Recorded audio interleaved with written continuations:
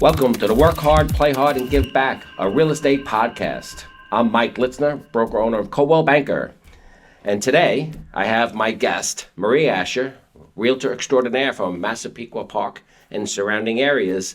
Welcome to the show, Maria. Welcome to season 2. Thank you for having me, Mike. I'm happy awesome. to be here. Yes. So before we jump in, I just want to remind our audience to stick around to the end. We always have a drop the mic question. We always like to test no. it. Yeah. So, Marie, how long have you been in real estate now? 20 years. 20 years. It's been quite a ride, right? A beautiful ride. Good. Yeah. You built a remarkable career in real estate. Take us back to the beginning. What did it look like? What got Marie Asher into real estate? That's so funny, Mike, because I was a nurse. I was an LPN, and I went to college and got a degree in community health. But my grandmother got sick, and I was 42 years old, so that's 20 years ago. And I decided I needed to do something that I could take care of her. And I opened up the paper, and it said, make your own hours. I didn't know it was 24/7. So I went down to your Levittown office, and the manager took me in. He's like, okay, go to school. And I was like, went home, and I'm like, I'm hired. I'm going to be a realtor. And I had to make it work, and I worked hard. The first year was scary because nothing was happening. And then I thought about it, and I said, I'm going to see myself sell 20 houses in the next 12 months. I want to see it. And I'm a big believer in if you see it, you'll be it.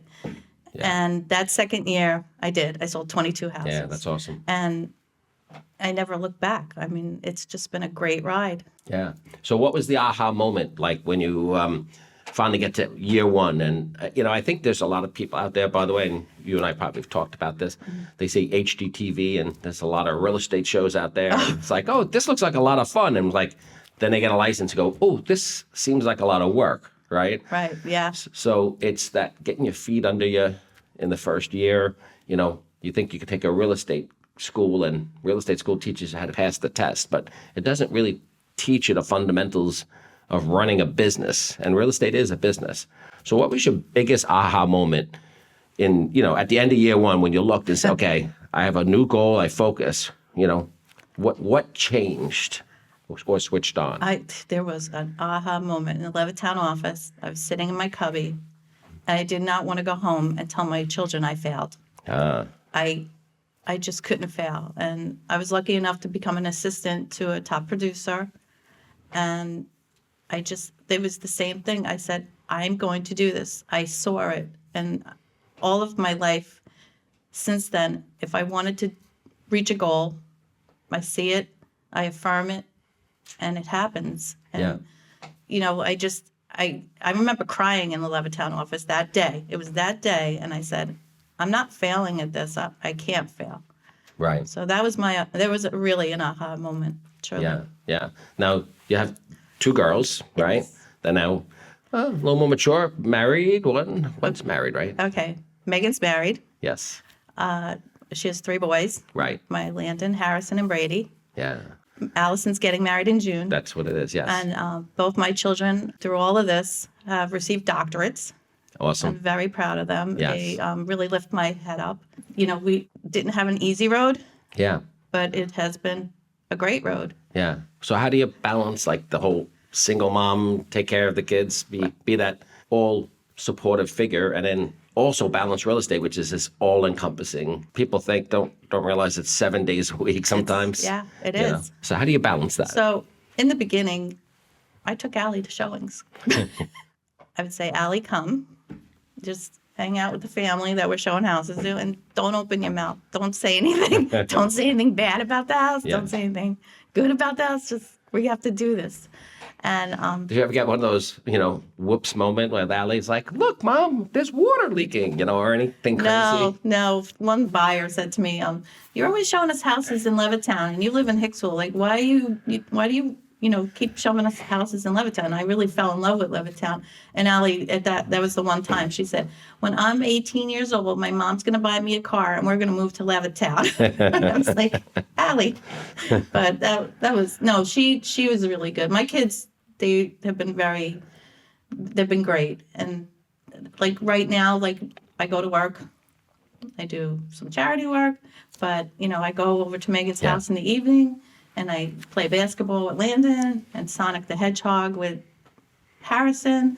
So I make sure I balance it. Yeah. I have time for my friends. I figure it out. Yeah. And Yeah. see, Like most really good agents, you make it work. You I find a way I to make it work. I make it work. Yeah. Well, you know what's interesting? In preparation for this, we went on your own real estate website, and what was super impressive was the extreme high number of testimonials you had from past clients. Yep. All right, and they were impressive. Anyone can go to your website. Your website is what, Maria Asher? Marie Asher at cbamhomes.com. All right, perfect. And I know there was more than 70 of them on there. Yeah. So what do you do to set you apart from other real estate professionals? I think that it's really important to show that you care and really care about the people that you deal with. But I'm also not above or beyond cleaning the toilet or, just people when they sell their houses, they need emotional support. Yes. And I try to be there. If someone calls, I try to pick up the phone right away. So if there's a worry, what's going to happen next, I try to prepare my people to what's the process to make them feel comfortable about what's going to happen. So I always say at my listing appointments, listen, if I'm going to take care of your home, I'm going to take care of it like it's my own home. Yeah. Or if it's one of my classmates that, give me a referral and it's their parents' house, I'm going to take care of your mother's house like it's my mother's house. And I think that's, you have to be emotionally connected to your sellers and your buyers and just be there for them. Yeah. It's very simple. It's when you get it. So I don't think a lot of people understand is that the average person just doesn't wake up and say, hey, honey, let's put the house on the market today. No. It's not just a knee-jerk decision. It's usually something is inspiring it. And it could be something good. Many times it could be bad. Sometimes there's death, there's divorce on one side. On the other side, there's surprise, we're having twins, we're outgrowing the house, and it sounds good, but then you got twins, and you're trying to live your life, and then real estate agents are showing up, and you got to keep the house or stage the house. So there's really a lot of emotional stress on the family to go through it. So, the personal touch that you are referencing, I think, is so, so important. And again, it gets overlooked. One of the best teaching points, we always talk about this. I know you and I have had this conversation. People have said, about sales, and I never pictured us being in sales. I always said, we get paid a lot of money to help people. right.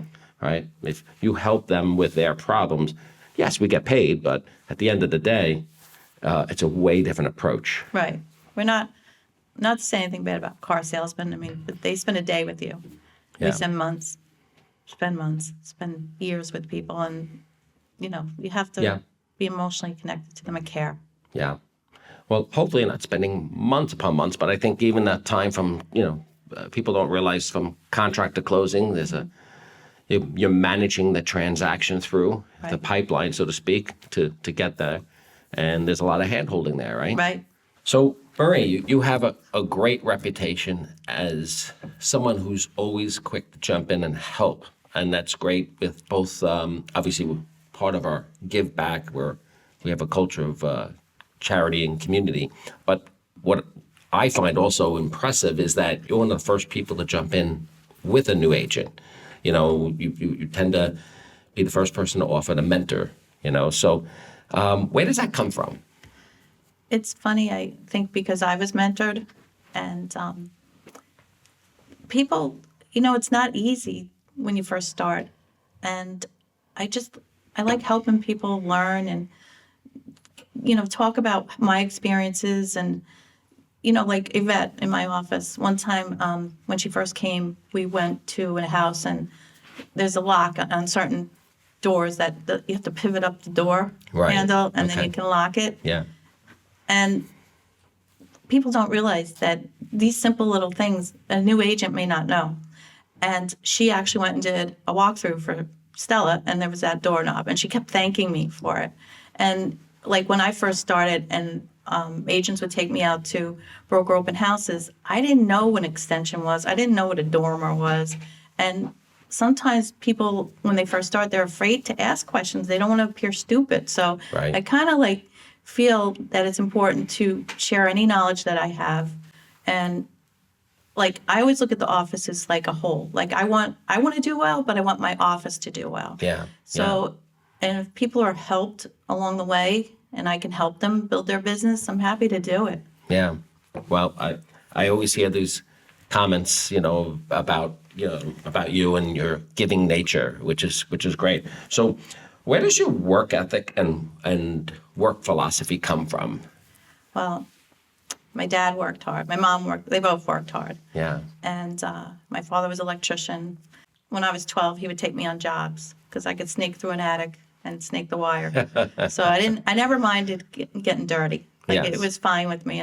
No child labor laws there? Probably, I think he gave me $25 for the whole job. And Yeah. I worked. Yeah. I started working when I was 12 years old to buy my own clothes because we were not well off.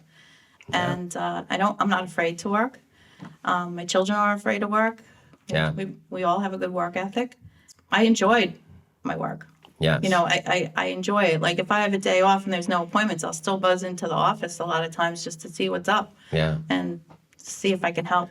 What can I do to help? They say if you love what you do, right, you never really worked a day in your life. It's true. Ever since I started real estate, I don't feel like, oh, I got to go to work, or, oh, this is awful. I don't ever feel that way, because when I was a nurse and I worked in the naval daycares when I was younger, Yeah. nursing's tough. It's Yeah. hurtful.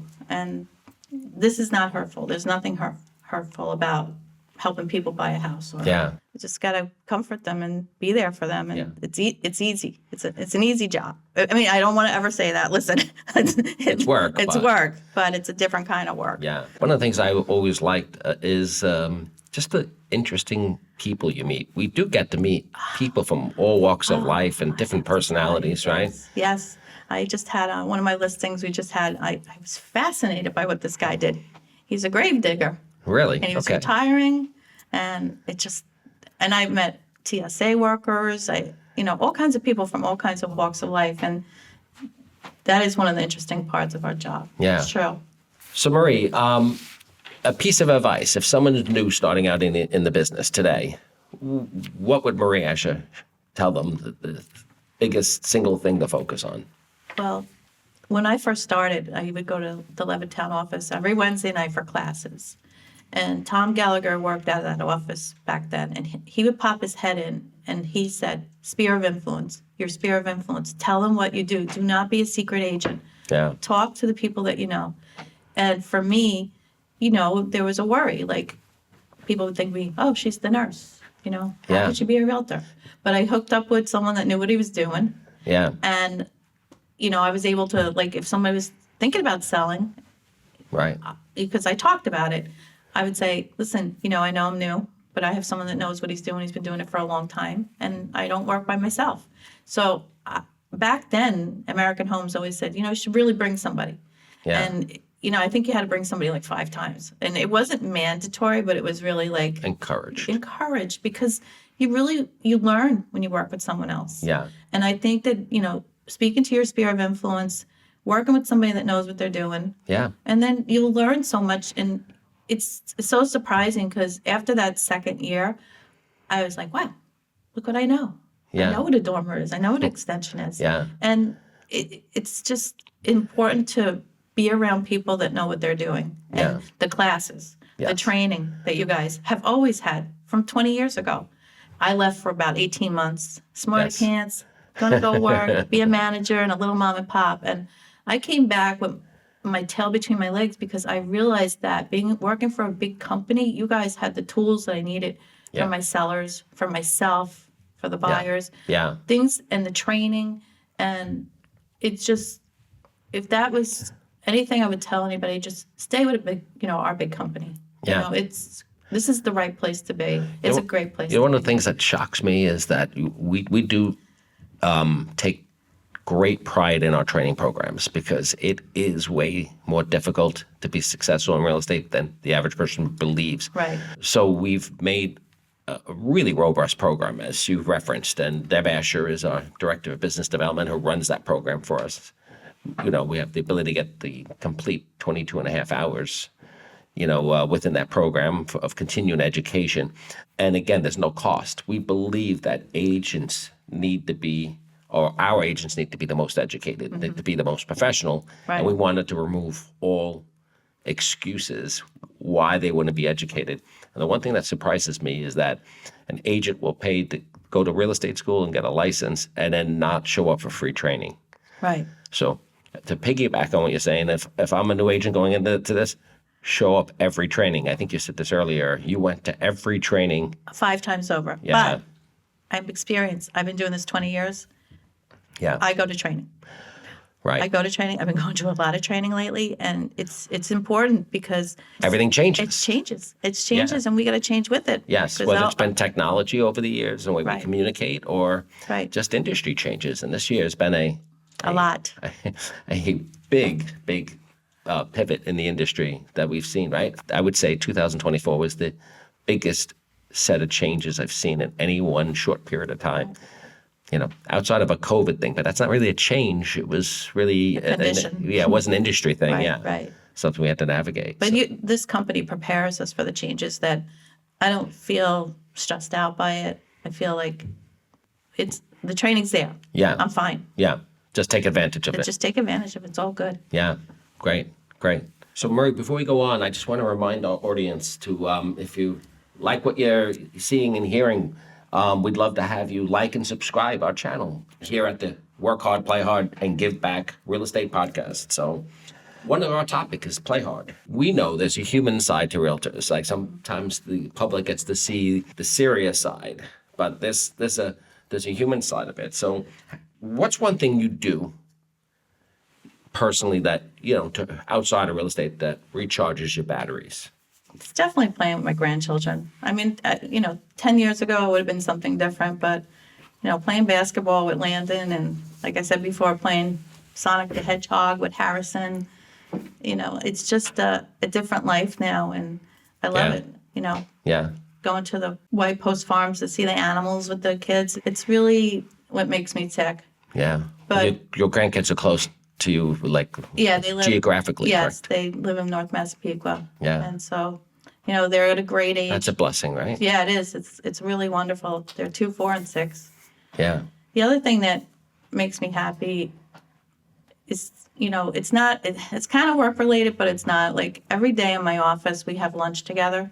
Yeah. And it's like Sunday dinner every day. I can't even begin to explain how fun and important that is to me. I just love the people that I work with, and it really, it's that old-fashioned Sunday dinner that nobody does anymore. Yeah. We whoever's in the office, we could be 4 people, could be 6 people, could be 12 people. We kind of talk about life and then real estate too. Like if we have problems, we talk it out. So, I don't know. I don't go out at night. I'm not a party animal, if that's what you're trying to find out. It's just I kind of have a minimalist life, a simple life. That's okay. That's all good. I have a Chihuahua at home, my little Toby. Yeah. And, I think it's just a simple life. That's okay. But what I like is that you said is, and it gets overlooked, is how important company culture is, right?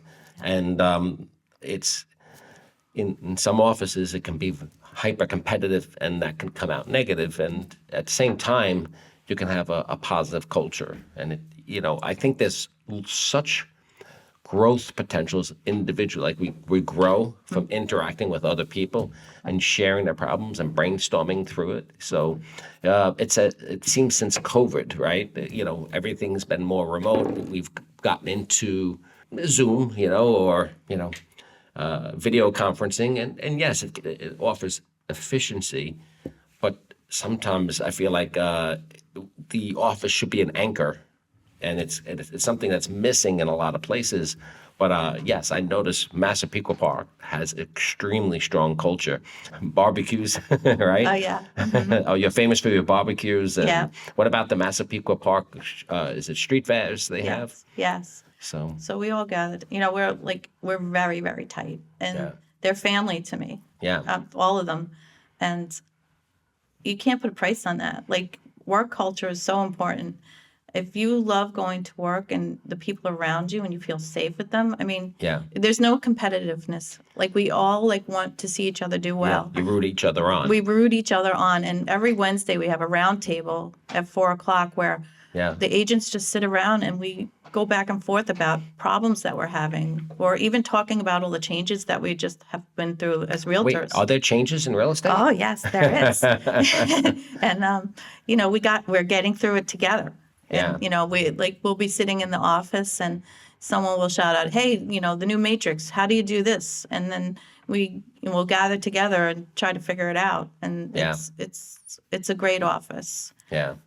Well, you got a good ringmaster over there in Thomas Murtaugh yes, over there. So. Mr. Murtaugh, yes. Yeah. Yes. Absolutely. He keeps us going. He's very, very good. Yeah. You know, I always said I never want to work for a manager that knows less than me. Right. And I have that in him. Yes. I have to admit it. He knows more than I do, and I'm happy to be there with him. It's just, Is it okay if he sees this episode and he now knows? Yeah, well, his head might get big. It's all right. We can handle him. He's good. Yes. So, Murray, how about you share a story, something from like your youth, something that people wouldn't really know or expect out of you? Someone's always got a funny story, right? I have a funny story. Yes. Okay. So, when I was in high school, a senior in high school, I was on the Honor Society. I was a geek. Yeah, a goody two-shoe. And I was a goody two-shoe, and I had a bunch of friends that were goody two-shoes. So one night in 1980, Hicksville put in a beautiful fountain in the middle of Hicksville. Okay. And so you did something to the fountain? Yeah, we went and got laundry detergent and put it, and the bubbles just flew over into the Broadway and all over the place. And that was like probably one of the great things that I did. So that's where your nickname Bubbles came from? Yeah. I do actually have somebody call me that, Bubbles. Yeah. Oh, that's good. Yeah. But that's, you know, I'm sorry. I wish I could tell you something else, but it's all good. As serious as it got. Yeah. So, all right. So we know real estate's pretty encompassing, but tell us about any type of hobby or interest of yours that's outside of real estate. What's something that might surprise people? I don't know. I'm not a pole dancer, Mike. I don't know. I don't know. I'm trying to think what is different about Marie Asher. I don't have a good answer for that. I wish I did. You know why I ask? Because, you know, having more than 1,000 agents tied to the American Homes family, there are a lot of unique personalities. And sometimes we have our game face on too much. But at the end of the day, we're regular people. We laugh, we cry, we work hard, we give back. Right. Yeah. Mm-hmm. So I know giving back is a passion of yours, and which evidenced by this past weekend. Didn't you tell me on Saturday? Where were you? The Ronald McDonald House. Yeah. Why don't you share with our audience a little bit about that experience? Okay. How did that come together in the first place? Well, I have to tell you. So I was really this is out of my comfort zone to get in front of a camera, but I was hoping we'd lead into some kind of talk about the charity work that I get involved with, because, you know, as you know, the heart of American Homes is very important to me. Well, I know we're going to talk about that, I hope, because that's why I'm here. Otherwise, I would never do this. We will. It's a passion of yours and ours. Yeah. I'm so grateful my children have the same passion that I do for charitable work.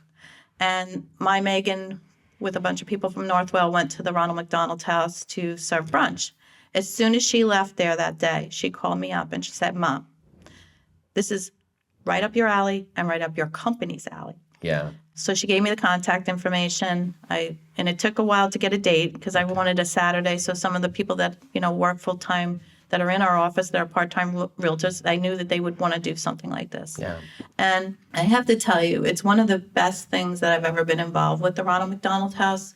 What we did was we purchased the food. Okay. We brought the food to the home, you know, at 9:15 in the morning. Yes, and it's local here on Long Island, right? It's in New Hyde Park, right next to Cohen's Children's Hospital. Yeah, good. And we prepared the food. Tom Murtaugh was a chef. Maria Holm was a chef. Willie Sanfilippo was the chef. And then the rest of us. He really was a chef back in the day. He was really a chef, and he let us know it, too. Yeah. So we all had our own jobs, and we were seamlessly perfect at being there. And then they gave us a tour. And the tour was very emotional for all of us. It's truly the house that love built. And Yeah. when we all left, every agent that went had the same question: when can we go back? So we Wow. hope to do a barbecue during the summer. Yeah. But I have to say, the agents that went, there's agents in our office that throughout the year at our office meetings, we contribute money for our charitable things that we're going to do. Yeah. So, everybody in the office had a part in going to the Ronald McDonald's Great. house. Fantastic. So, and For our audience that doesn't necessarily know what Ronald McDonald House really does, can you share their mission? Just Yes. give us insight. so people that have children that are being treated at Cohen's right here in New Hyde Park. There's Ronald McDonald houses all throughout the country, but Right. this one in particular that we went to is associated with the Cohen's Children's Hospital in New Hyde Park. And some people come from all over the place and they need some place to stay overnight, or they just might walk over from the hospital to take a shower, to be fed. Yeah. There were siblings running around of the sick children, and they were doing crafts with the children. There's lots of volunteers there. It's just a place for people that have children that are ill, that there's some place where a haven that they can go to. And I have to tell you, it just was a beautiful, loving atmosphere. Yeah. It was really a gift to be able to do what we did this past Saturday. That is awesome. That's awesome. I know you're deeply involved with the foundation, the Heart of American Homes. That's our company's own in-house internal foundation. And I would just say you're not only involved, and again, we have agents and people all across the company that are involved, but you personally are chairman of the Family Services Committee of the Heart of American Homes. Can you talk about what the committee does and how they determine what cases to Yes. assist in? And So the Heart of American Homes is a foundation that you and Tom opened in 2017. And it's really about helping people that need help in a crisis situation. right, So from word of mouth, from the agents in the company, we'll get cases. And the cases, I vet them, I interview them. And Yes. I get documentation. Sometimes I visit homes.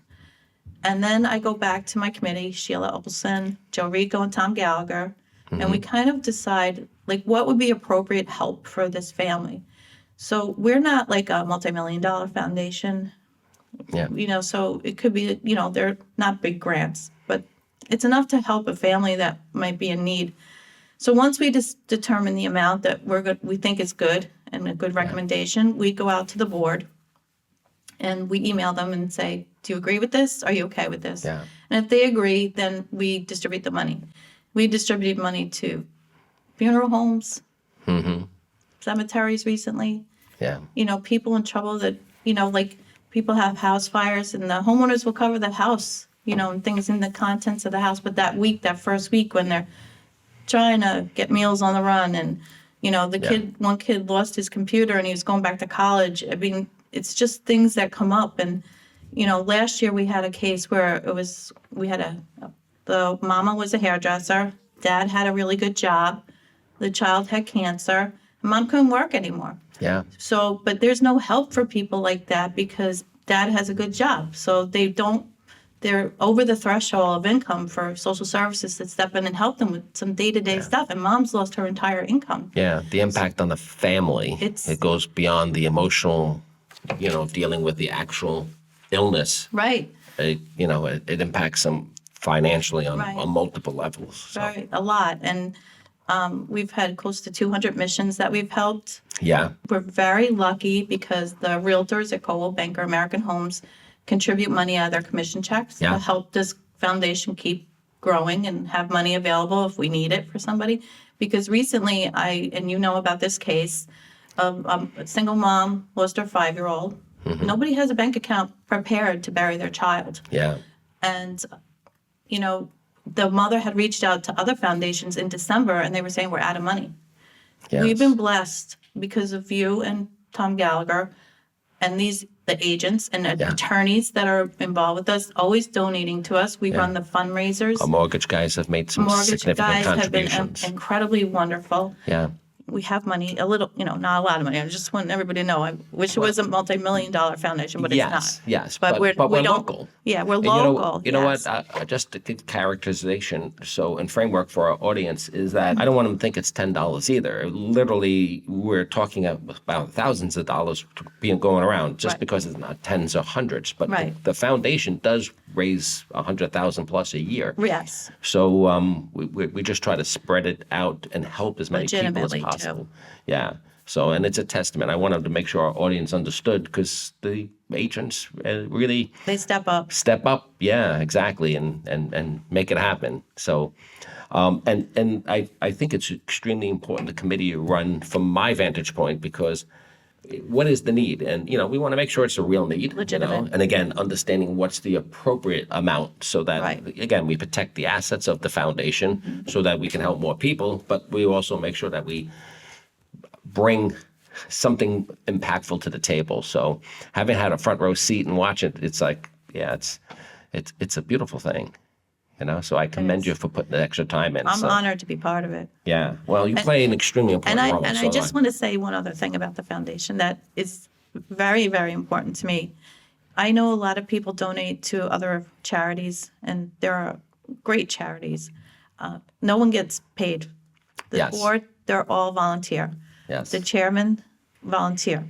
Nobody gets paid. There's no Yes. salary. Well, one of the things I always look for when we donate to any type of charity is what percentage goes back to help. And yes, we're a localized organization or charitable organization, but 100% of the money goes back out. 100%. There's no employees, right? Right. It's housed within our offices, rent free. Right. Thank you very much. Yes, there you go. But even our accountant, I think, does the books reconciliations as a courtesy. Right. So there's the whatever fundraisers we're running, obviously the cost of the fundraiser, but the net money is 100% of that money goes back in the community, and I think that's something that's really impactful, and it's a beautiful thing to see, from a front row seat. So one of the things I want to call out to our audience about is, every year we have, with over 1,000 agents, right? We have our award ceremony, and you were picked as the Humanitarian of the Year. I think it was 2019. Do I have it right? Yeah. Yes. Yeah. Yes. So it was one person out of the entire organization and stuff. So how did it feel to be, acknowledged for that? I have to tell you, that night, I was shocked. Yeah. And Barbara Mullaney was up there with you, and she leaned over and she hugged me and she said, "Enjoy this. This is really, really important." And I have to tell you, I've gotten a lot of real estate awards, but Yeah. there's nothing compared to being recognized as a humanitarian. But I want to say that being a humanitarian is not a one-woman show or one-man show. Right. It's not. When I first came to the company, we'd do blood drives, and the office I was in was very helpful. Rosalie, that's in our Hicksville office, the admin, she kept things in order and helped me get what I wanted to do with the blood drives. When we did the Making Strides Against Breast Cancer walk, Yeah. my office, they're all in with all of this. And the admins, Josephine and Merrick, Maria Holm, Yeah. Kathy Maestrick, they jump in. They will do stuff after hours when, Yeah. just to help us Yes. all be humanitarians. I mean, Yes. I've been lucky enough to go around to a lot of the offices and talk about the Heart of American Homes. And this company is full of humanitarians. Thank you. It comes from the top down. Yeah. I know it. It's like walking into the Disney store and everybody's happy. Yeah. Yeah. It's just, you and Tom attract good. And so I'm humbled by the Humanitarian Award, but Right. there's a lot of people behind me. And Tom Murtaugh, when I came up with the Ronald McDonald house, he's always like, "All right, how can I help?" And I'm Yeah. like, "You got some money?" Exactly. But I actually just touched on something, and I really wanted to make sure our audience understood that. So when you have a Humanitarian of the Year award, there's a lot of people who qualify, Yes. who contribute, who step Absolutely. up. So when you're acknowledged, the people who win that award each year, they're standing out from a crowded field. So it should be something I know I'm proud of. I'm so to proud see. of it. So Yeah, it's an awesome accomplishment, and we love the work that you do and the example you set for the company. It's fantastic. So how can others get involved in the foundation or any of the work? What's your advice to them? Well, it's every office, because I've said I've gone to a lot of the offices talking about the foundation, and every office does have a thing, Yeah, so it's just to reach out to the people that started because they need help. I could not do what we do without the Massapequa Park office, yes, right? but And it's like ringleaders. you right? got to have a ringleader. Yeah. All right. So when I was younger, I didn't have a lot of money. And I would take Megan, she was 7 years old, and I would go to give blood. And I'd make her stand in the room and say, listen, we don't have money, but we can help.